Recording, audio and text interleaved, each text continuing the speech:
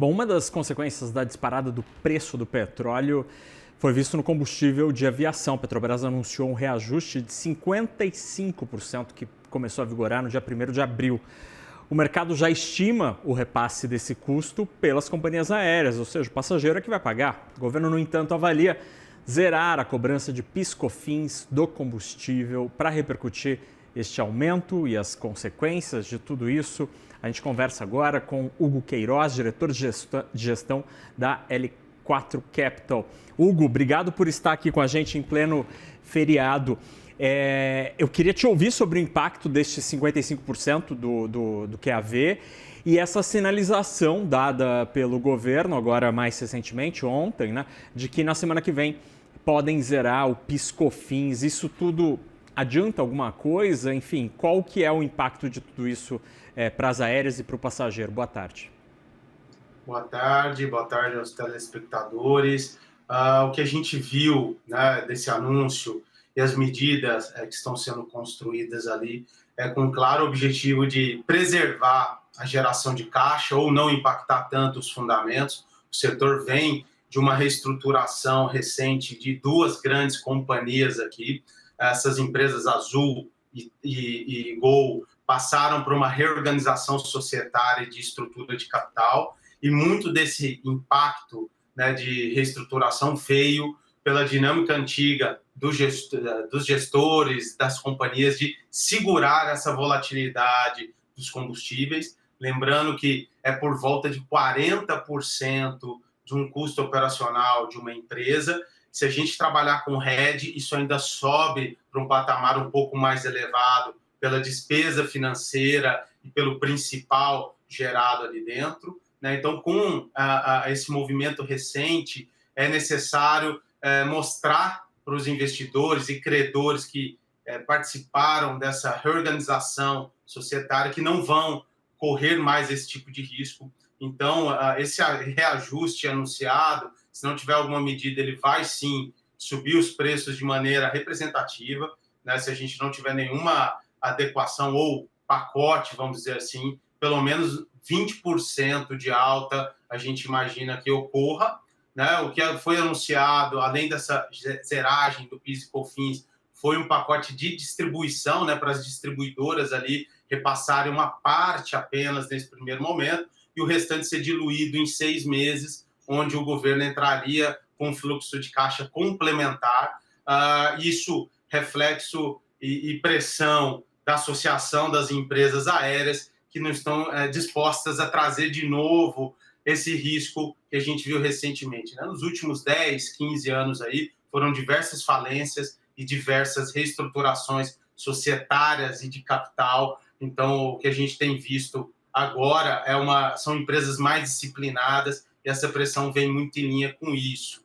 Tá? Esse é o cenário que a gente vê desse reajuste, mas dessa pressão para que venham medidas para ser dilatados e diluídos. As companhias aéreas, depois desse movimento recente, não vão mais passar ou carregar isso sozinho, não. Vão distribuir isso para a população. Agora, Hugo, essa iniciativa de diluir em 6 parcelas ali a pancada deste reajuste, isso te parece uma medida ali que, do ponto de vista do fluxo de caixa, do ponto de vista contábil, gera algum efeito positivo, de fato, no balanço, ou é um paliativo que não faz diferença?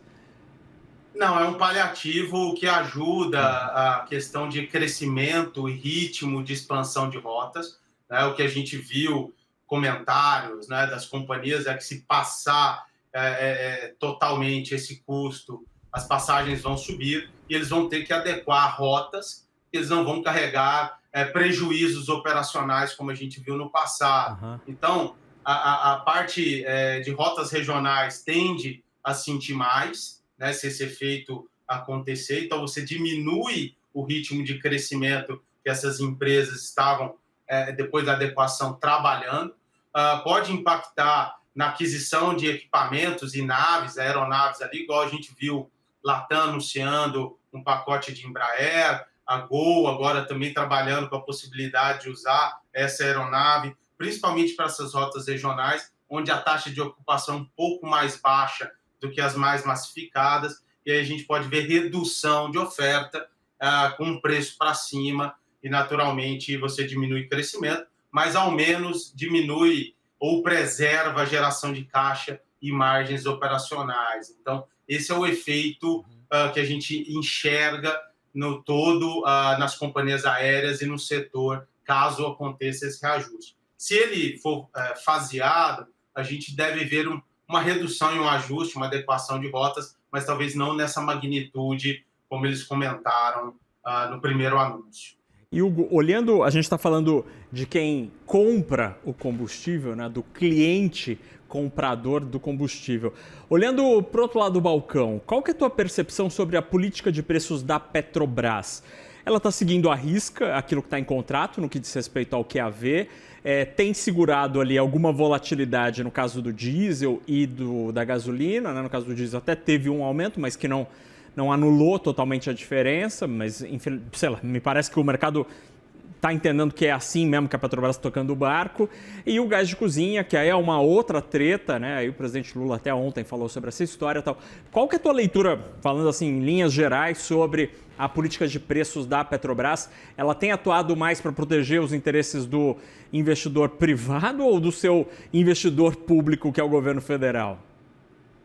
Bom, o que a gente tem observado nos últimos 3 anos, né, quase entrando para esse 4º ano, é que a política de preços, ela sim é praticada e preservada. Claro que tem algumas particularidades, justamente pelo você acabou de comentar, de volatilidade, né? Então acaba que não repassa a totalidade daquele primeiro impacto de volatilidade, mas se ela percebe que isso veio como um patamar novo, ela acaba fazendo as adequações seguintes ali. Então, sim, tem funcionado.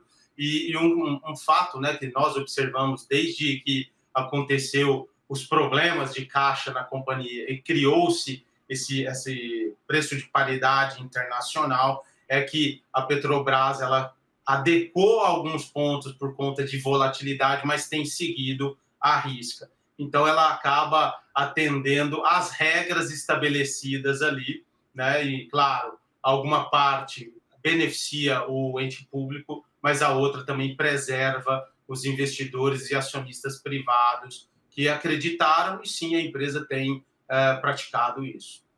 A Petrobras equilibrando pratos que às vezes são muito diferentes. A gente conversou com o Hugo Queiroz, diretor de gestão da L4 Capital, a quem eu agradeço muito a disponibilidade de conversar com a gente em pleno feriado aqui, Sexta-feira Santa. Hugo, obrigado. Bom feriado para ti. Desculpe incomodá-lo no meio do feriado.